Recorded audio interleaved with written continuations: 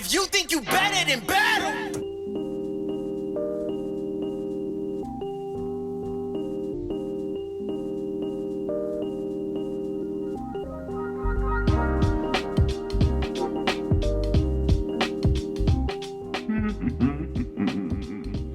Today, it is early, Sunday, October something, 15th. And when I say it's early, I mean it. It's, I don't know, 5:30 a.m. I do know that we're already on the list at the Bellagio. We're already up and at 'em. We're gonna get some coffee. We're gonna get the hell out of here. Let's get it.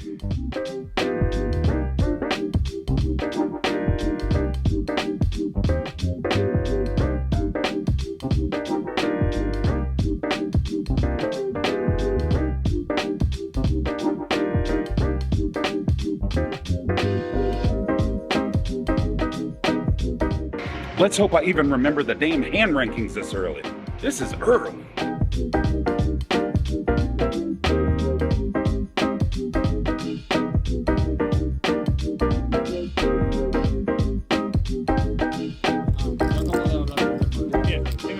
Is this a must move or is this a main game?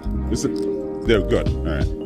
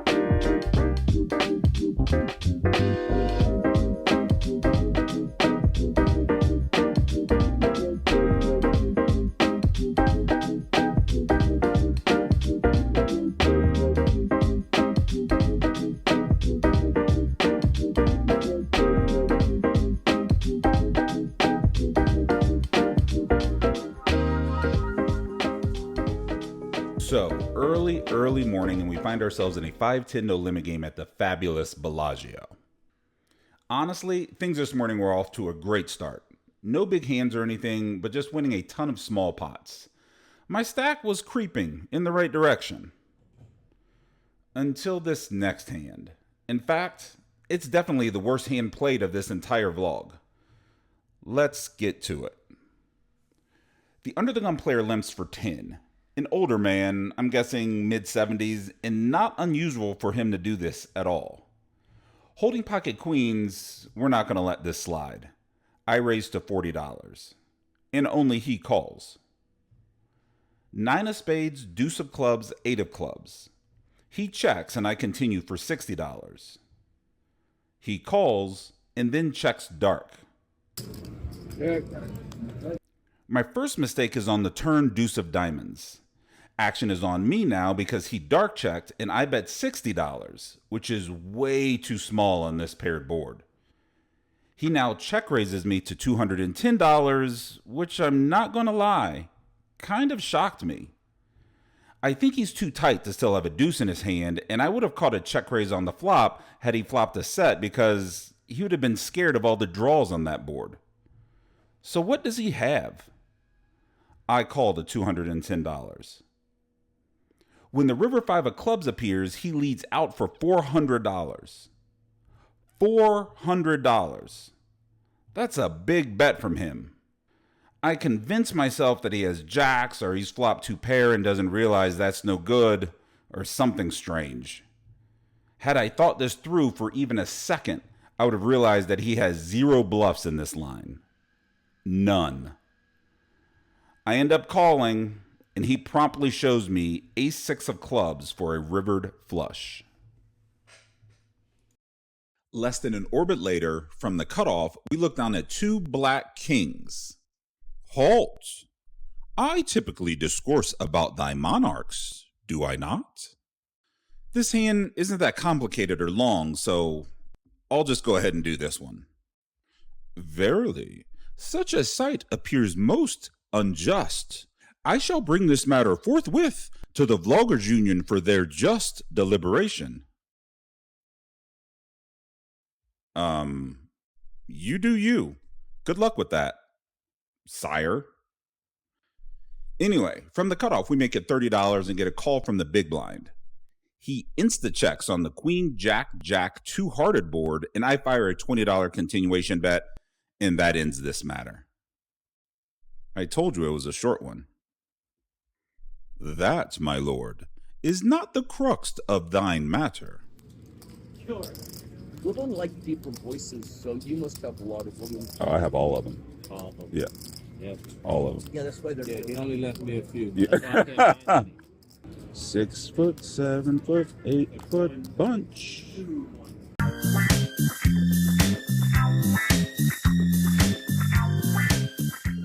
This table was fun. A lot of lively conversation and needles being passed back and forth between everyone. Where you been hiding? I was in France. I just got back yesterday. Oh, yeah? I haven't played poker in a month. I can tell. Yeah. Pretty much the same. 2 cards. Yeah, 2 cards. Round of betting. 3 cards. Okay. Round of betting. I do take a break from the needling occasionally to actually play poker, though. Especially when I look down at aces. You know what the 1-2 players say about aces?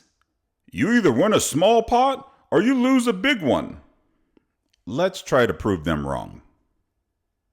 The straddle is on, so from the hijack, we open at $50, and the older man who cracked my queens, you know the guy I said was on the tighter side? Well, he 3-bets me from the big blind to $150. Wait a minute! Who are you? I can't believe my eyes. And if I thought things couldn't get any better, the straddler calls his 3-bet.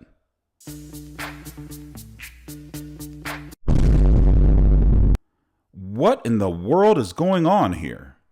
The big blind definitely has a hand he's in love with, but the straddle calling and not 4-betting has me a bit puzzled. Puzzled or not, I have aces. I 4-bet to $460, expecting to either go heads up with the big blind or for the hand to end. Neither of these things happen. The big blind tosses his hand into the muck, and the straddler tanks for 10 seconds. That's the cutest fucking thing I've ever seen in my entire life. And back raise rips all in for a bit more than $2,000, slightly covering me. Call.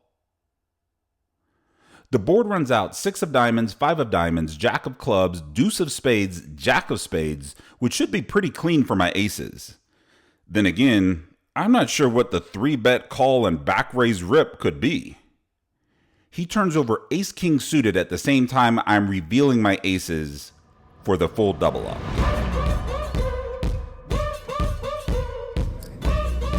I would like to vlog. You ever lose, Damon? What's Like that? just have a losing session? Yeah, for sure. Like really? Yeah, I mean, not in poker. But Got a white line fever and there ain't no cure. I'm gonna run that road till there ain't no more. I gotta feel that wind so I can soar. I got a white line fever. What? man, I just like looking at you, and this is like I paid $30 to look at you, so I'm gonna look. Which one's good? Which one's good looking? I don't know. Piece of advice. Don't get lulled into thinking GTO play is going to win you all the money in live poker games. It's not. And the difference is not small. GTO is more of a defensive strategy. It's not the quote-unquote answer that a lot of people think it is. Let's take this next hand for example. The hijack opens to $30 and I find a standard call from the big blind. If I knew 100% that the hijack would fold if I raised to $150, then I'd be dumb not to raise to $150 despite GTO telling me that Queen Jack offsuit never raises big blind versus hijack open. In this case, I know some things about this villain, but I don't know that one. Hence, I stay in line with GTO. Just call. Flop, Jack 9-4 with 2 spades. Out of position, GTO likes check. So do I. Check. He bets $30 into a $65 pot. I have top pair and a decent kicker. Call. The turn, a 3 of spades. The villain is still uncapped. So I check. He checks it back. The river, the 7 of diamonds. GTO will tell you that you should lead out here X percentage of the time after the villain checks back the turn. I'm telling you that versus this particular player, I'm never, ever, ever, never leading out because he will almost 100% bet rivers as a bluff. That's exploitation, not GTO. I check. He bets $80. What is it, 80? And I make an easy call. And he shows 8-5 of clubs. Yeah. So had I led river, he would have just easily folded and I would have lost out on those 8 extra big blinds. Knowing how to dance back and forth between GTO and exploit is the key. And honestly, live poker is more pattern recognition and player tendencies than anything else. Come on. Like, it was ridiculous. Yeah.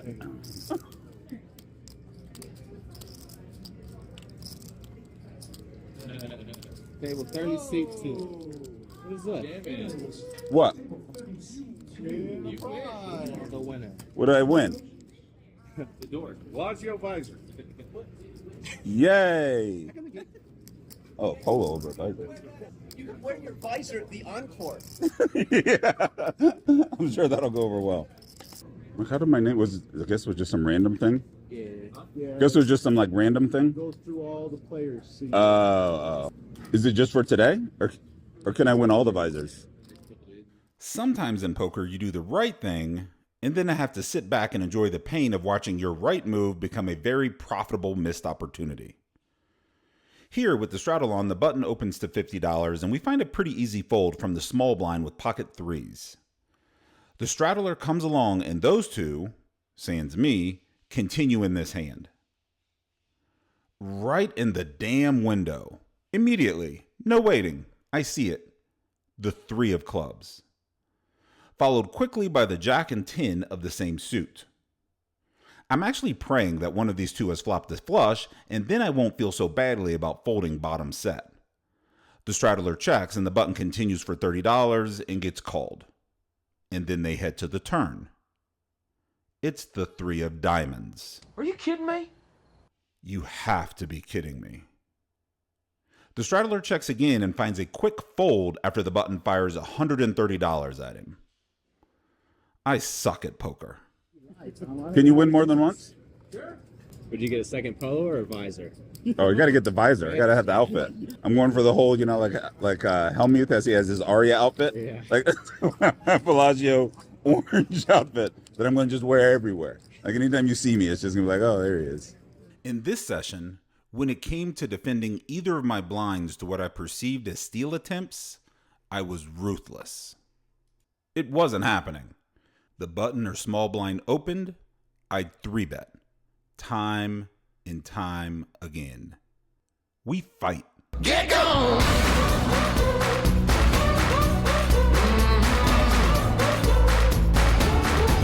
Get gone!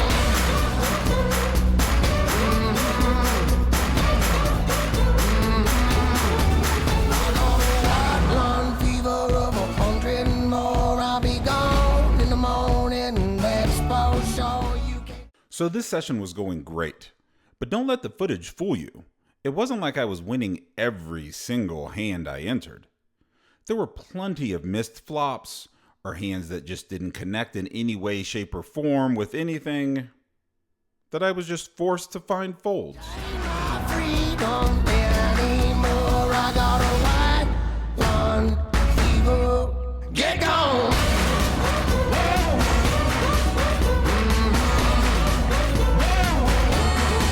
Get gone!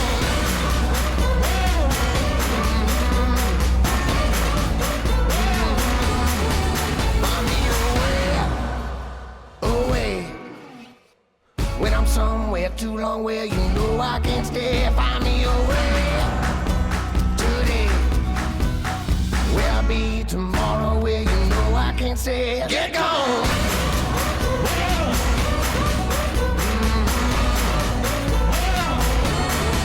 Get gone!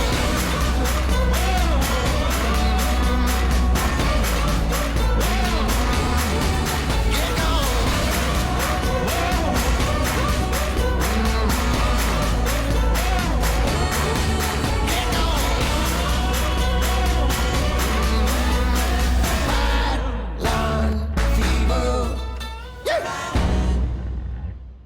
I was really on my A game today. Here from the hijack, I opened King 10 of diamonds to $30, and only our buddy Chin comes along from the button. Ace of clubs, 6 of clubs, deuce of diamonds. Out of position, we check, and he bets $15 into this $75 pot. On this board, he really shouldn't have that many strong aces. Most of them would have probably 3-bet me from the button. I, however, can still have those hands. And I have a backdoor diamond draw to boot. I check raise to $70, and he pretty quickly folds. And then if you buy a suitcase, Big they're line. like 80 cents a Yeah, piece, yeah. 70 cents a piece. There's no price on happiness, you know. Look, And what's you the can price eat 8 of or 10 of love? them, like it's nothing. Like it's nothing. Yeah, yeah. Chase from Cincinnati. Oh, okay, yeah, that receiver. He's just that good. He just really is that good. Back in the day, the 49ers had this receiver named Rice. He was really good. Like, you should have seen this. You should have seen this guy. You don't know who I'm talking about. His name was Jerry Rice. He was fucking amazing. I know you. I don't think you do. I think you're just trying to say that to sound cool. But I'm just telling you, he was really good. I'm an old man too. I'm an old man. Trust me. Give me Randy Moss over Rice. Who? Randy Moss. Old Rice. Yeah. What? Floor, tonight you got a comment card? Like, how was my driving type situation? He was good. It was I mean, good. He was good. Okay, Moss had a catch named after him. Jerry Rice had a whole food named after it. Is that where it came That's from? where it came from. Yeah. So as you can see, we're all having fun, telling jokes, just having a good time and playing a little poker. And that is quickly interrupted when I look down at this. Fake it till you make it blocks them from having a good hand, but also blocks me from pairing anything, making me feel like I have to play regardless of circumstances, turn my hand face up when I don't connect, mortgage payment draining, straight not flopping, unpaired piece of shit. Ace King offsuit. The under the gun player has limped, so now I'm obligated to raise. I make it $40 and pray this ends the hand. It doesn't. Not by a long shot. The small blind rudely re-raises me to $160, and the under the gun player, who, let's be honest, started this whole train of events, just folds. Coward. I could raise here. I probably should raise here. But I don't. Screw this hand. I call. Queen, queen, jack with 2 clubs. Oh, great. Just great. The small blind leads for 10%. $30. Let's see, I have a gut shot that might be good. I could hang around and draw to an ace or a king, but both of those are dirty. Calling doesn't sound fun. I could no. I'm out.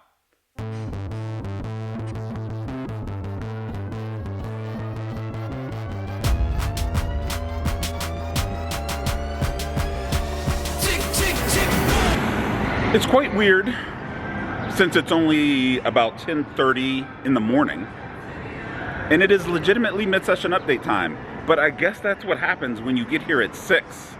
4.5 hours in, and I remember early on I paid off a bet I probably shouldn't have paid off. A pocket queens, lost a sizable pot there, but then turned right back around, won a pot way bigger than it should have been with pocket aces versus ace king.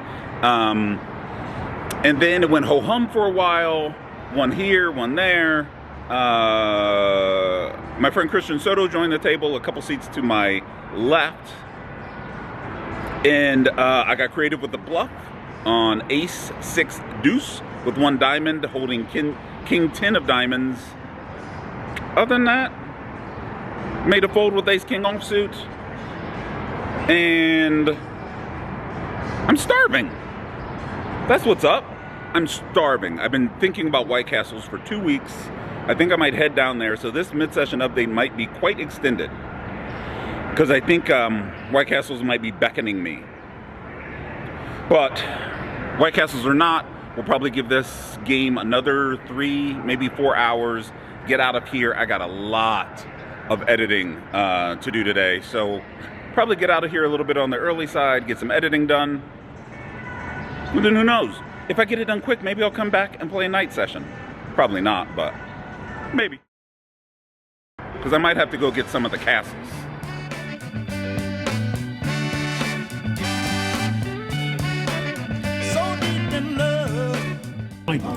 What? I'm getting after my big blind. I'm heading over there. Oh, yeah? Get some lunch.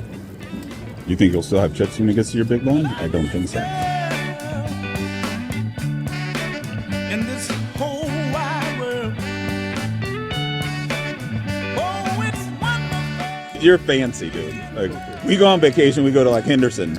He goes, France. And I'm in love. Oh, yeah. So deep in love. Y'all listen to me now. It's JJ. JJ wants to be in the vlog. There he is. Counting the stars above.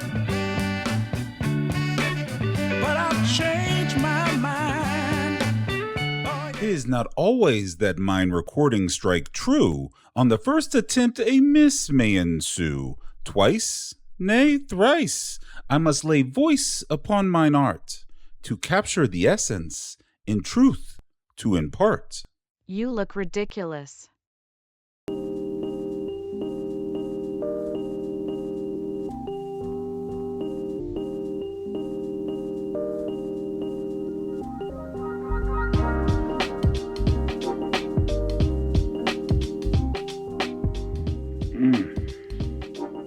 But I'm early.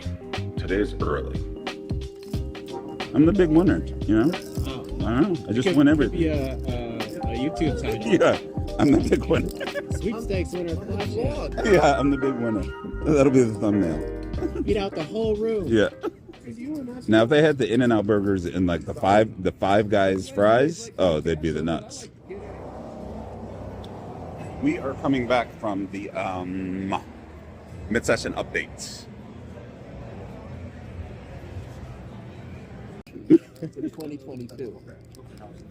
I got smashed yesterday. Oh, it's so fucking painful. Oh, yeah? I had one of those sessions that it's like, if you were to sit back and like you were watching it and you were thinking about wanting to play poker, this would be like, don't. Yeah. Like, don't.